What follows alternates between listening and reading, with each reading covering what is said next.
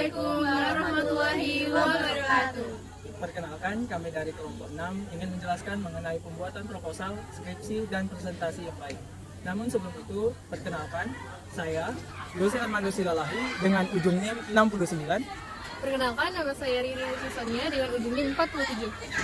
Perkenalkan, saya Anastasia Merlita Dewi dengan ujung NIM 511. Perkenalkan, nama aku Alifia Nesyanita dengan ujung NIM 19. Perkenalkan, nama saya Ayu Tika Miralisa dengan ujung NIM 009. Hai semuanya, dalam video kali ini saya akan menjelaskan tentang bagaimana caranya presentasi yang baik dan benar. Dalam mempresentasikan suatu hal, setidaknya ada dua aspek yang menjadikan suatu presentasi itu menjadi baik atau tidak. Yang pertama adalah penguasaan materi, dan yang kedua adalah cara penyampaian materi. Pertama yaitu penguasaan materi. Ketika kita ingin menyampaikan suatu informasi, ketika kita ingin mempresentasikan suatu hal, perlu kita ketahui terlebih dahulu apa yang ingin kita sampaikan. Perlu kita benar-benar untuk memahami apa yang ingin kita sampaikan. Sehingga ketika kita menyampaikan suatu informasi, kita dapat mengimprovisasi apa-apa saja kata-kata yang kita pilih untuk dapat mendeskripsikan suatu materi yang kita ingin sampaikan. Sehingga dapat juga dipahami oleh audiens. Lalu yang kedua adalah cara penyampaian materi. Dan cara penyampaian materi tersebut kita harus memperhatikan siapa audiens kita. Misalnya ketika kita ingin menyampaikan suatu materi atau menyampaikan suatu hasil penelitian kepada dosen, tentunya kita dapat menyampaikannya itu secara tegas. Tidak perlu membuatnya secara fun, secara asik, karena kita hanya ingin menyampaikan suatu informasi dari hasil penelitian kita. Berbeda dengan caranya kita menyampaikan suatu informasi kepada anak-anak misalnya. Tentu kita harus membuat suasana dari penyampaian materi itu seasik mungkin, sehingga anak-anak yang ingin mendengarkan menjadi tertarik. Jadi perbedaan audiens yang mendengarkan suatu presentasi kita itu mempengaruhi presentasi itu menjadi baik atau tidak. Karena perbedaan audiens itu mempengaruhi apakah mereka akan memahami cara kita menyampaikan atau tidak. Demikian dari penyampaian saya. Terima kasih. Halo semuanya, di sini aku bakal menjelaskan mengenai apa sih itu proposal penelitian. Sebelum melakukan penelitian, peneliti harus mempersiapkan proposal penelitian. Proposal penelitian ini akan berisikan masalah utama tentang suatu penelitian dan langkah-langkah guna memecahkan masalah tersebut. Pada umumnya, isi proposal penelitian ini berupa sebuah ringkasan tentang rancangan dari penelitian yang akan dilakukan. Proposal ini akan berisi tentang topik yang akan dipilih, alasan mengapa topik tersebut dipilih, peralatan apa saja yang akan dibutuhkan selama penelitian, letak lokasi yang dipilih untuk penelitian, estimasi biaya penelitian, hingga hasil yang diharapkan dan didapatkan dari penelitian tersebut. Proposal penelitian ini dibuat dan disusun guna memberikan sesuatu gambaran tentang berbagai aspek yang dibutuhkan dalam pelaksanaan penelitian. Isinya pun akan mencakup seluruh rencana penelitian dari awal berlangsung hingga selesai. Seperti yang kita ketahui dari penjelasan sebelumnya, proposal ini biasanya akan berisikan tentang gambaran dan penjelasan mengapa suatu penelitian harus dilakukan.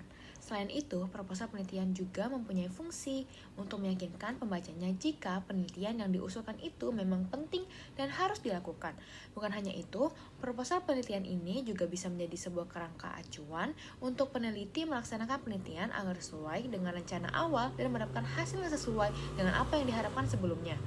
Pasalnya, penelitian ini juga harus bisa membuktikan secara persuasif jika apa yang telah ditentukan sebagai objek penelitian memang perlu dilakukan penelitian secara lebih mendalam lagi.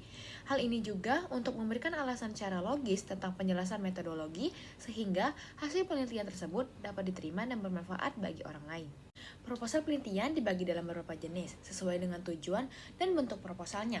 Adapun 4 jenis proposal penelitian yang perlu kamu ketahui adalah sebagai berikut. Yang pertama ada proposal penelitian untuk pengembangan.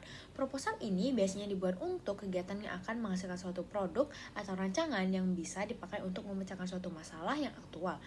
Contohnya seperti proposal tugas akhir, proposal skripsi, dan proposal tesis. Yang kedua ada proposal penelitian dari kajian pustaka. Proposal ini akan berisi tentang telaah atau kajian pustaka yang dibuat dengan mengumpulkan informasi atau data dari sumber pustaka yang beragam. Selain itu, proposal penelitian ini akan disajikan untuk keperluan baru dan dengan cara yang juga baru. Yang ketiga, ada proposal penelitian bentuk kualitatif. Proposal ini dibuat guna mengungkapkan suatu gejala atau masalah secara holistik konseptual melalui proses pengumpulan data dari berbagai macam latar alamiah. Proposal ini akan bersifat deskriptif atau menjelaskan dan cenderung memakai analisa pendekatan yang induktif. Dan yang keempat, yang terakhir, adalah proposal penelitian bentuk kuantitatif. Berbeda dengan proposal penelitian kualitatif, proposal ini menggunakan pendekatan deduktif dalam penyusunannya. Proposal penelitian kuantitatif dibuat dengan dasar suatu kerangka teori yang kemudian dikembangkan dari gagasan para pemahaman peneliti atau para ahli berdasarkan pada pengalaman yang didapatkan selama proses penelitian. Baik, di sini saya akan melanjutkan penjelasan tentang cara membuat proposal penelitian. Yang pertama, menjelaskan fenomena yang relevan dengan penelitian. Yang kedua, fenomena harus mengandung masalah yang akan diselesaikan dengan langkah yang dilakukan. Yang ketiga, dari masalah penelitian, peneliti merumuskan pernyataan penelitian atau rumusan masalah. Yang keempat, masalahnya dapat digambarkan hanya sebagai apa peneliti yang ingin ketahui dan penyelesaiannya. Yang kelima, tujuan dan manfaat penelitian dapat dirumuskan secara sekilas untuk sekedar mengetahui bahwa penelitian sesuai dengan tujuan. Yang keenam, bab 1 yang lengkap dapat digunakan sebagai dasar untuk perumusan judul penelitian yang sederhana. Yang ketujuh, mengumpulkan kajian pustaka yang sesuai dengan isi proposal yang tergambar pada latar belakang dan tujuan.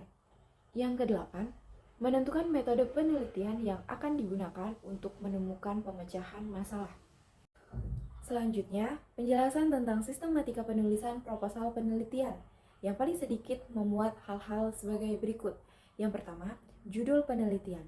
Yang kedua, pendahuluan, berisi latar belakang dan rumusan masalah, tujuan, dan hipotesis.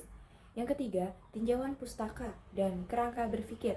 Yang keempat, metode penelitian yang berisi pendekatan, teknik pengumpulan data, teknik pengolahan dan analisis data, subjek penelitian, instrumen dan tahapan penelitian, atau disesuaikan dengan pendekatan penelitian kualitatif, kuantitatif, atau penelitian pengembangan.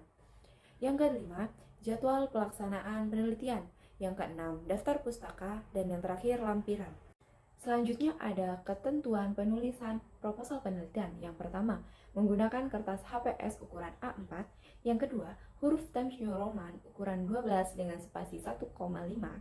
Yang ketiga, jarak pengetikan 4 cm dari samping kanan, 3 cm dari samping kiri, dan 3 cm dari atas dan bawah. Yang keempat, cara penulisan bab dan subbab dapat menggunakan sistem numeral, yang artinya boleh dilakukan penomoran pada bab dan subbab. Yang kelima, penulisan bab baru harus berganti pada halaman baru. Yang keenam, judul penelitian diketik menggunakan huruf besar atau kapital dengan cetak tebal atau bold, diletakkan di tengah tanpa digaris bawahi. Yang ketujuh, judul bab diketik menggunakan huruf besar atau kapital dengan cetak tebal atau bold.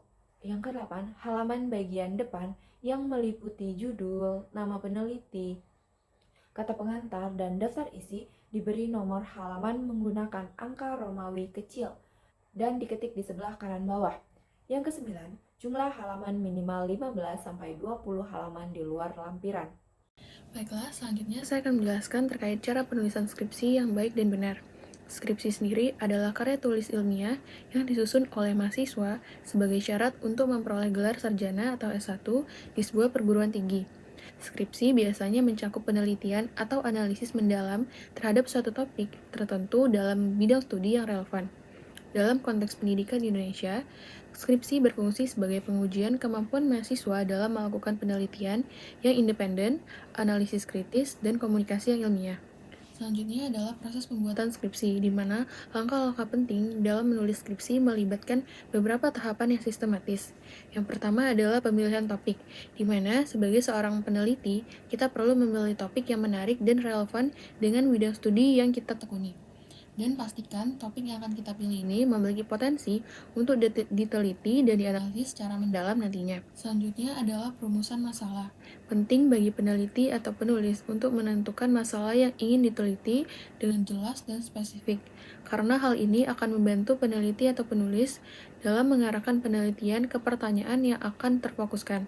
Selanjutnya adalah kajian pustaka atau yang biasa disebut dengan tinjauan pustaka, di mana peneliti atau penulis perlu melakukan tinjauan literatur untuk memahami penelitian sebelumnya yang relevan dengan topik yang akan dibahas. Hal ini penting untuk mendukung landasan teoritis dari penelitian yang akan dilakukan nantinya. Selanjutnya adalah perancangan dan pelaksanaan dari penelitian, di mana kita perlu menentukan metodologi yang akan digunakan, termasuk dari jenis penelitian dan teknik pengumpulan data yang akan dilakukan untuk melakukan penelitian ini.